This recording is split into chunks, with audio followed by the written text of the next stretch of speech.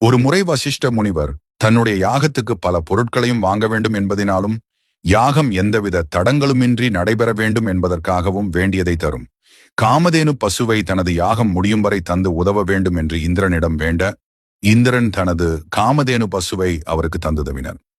காமதேனுவும் வசிஷ்டருடன் இருந்து அவரது யாகத்திற்கு உதவி புரிந்து வந்தது.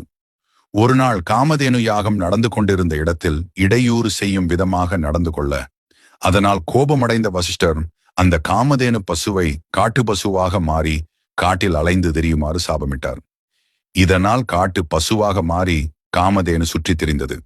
இதற்கிடையில் தன்னுடைய காமதேனு வெகு நாட்களாகியும் திரும்ப வராதது குறித்து கவலையுற்று விசாரித்து நடந்தவற்றை அறிந்து கொண்டு வருத்தமுற்றார் இந்திரன். சக்தி வாய்ந்த முனிவர் என்பதனால் வசிஷ்டரை அவரால் எதிர்க்க முடியாது, அவருடைய சாபத்தை தன்னால் அழிக்க முடியாது என்பதை உணர்ந்திருந்தார் அவர். எனவே அவரிடமே சென்று சாப விமோசனம் பெற்று அதை திரும்பப் பெற என்ன செய்ய வேண்டும் என கேட்டார். தனது கோபத்தை எண்ணி வருந்திய வசிஷ்டரும் தான் இட்ட சாபத்தை திரும்ப பெரும் சக்தி தனக்கு இல்லை என்பதனால் தொண்டை மண்டலத்தில் ஒரு சோலை ஒன்று அமைத்து சிவலிங்கம் வைத்து பூஜித்து வந்தால் சாபம் விலகி காமதேனு திரும்ப அவருக்கு மீண்டும் கிடைக்கும் என அறிவுரை தந்தார்.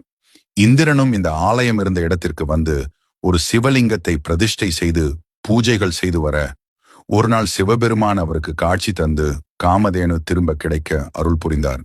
இவ்வாறு இந்திரனின் காரணம் அறிந்து உதவிய ஈசன் என்பதனால் காரணீஸ்வரர் என்று பெயர் பெற்றார் என்கிறார்கள்.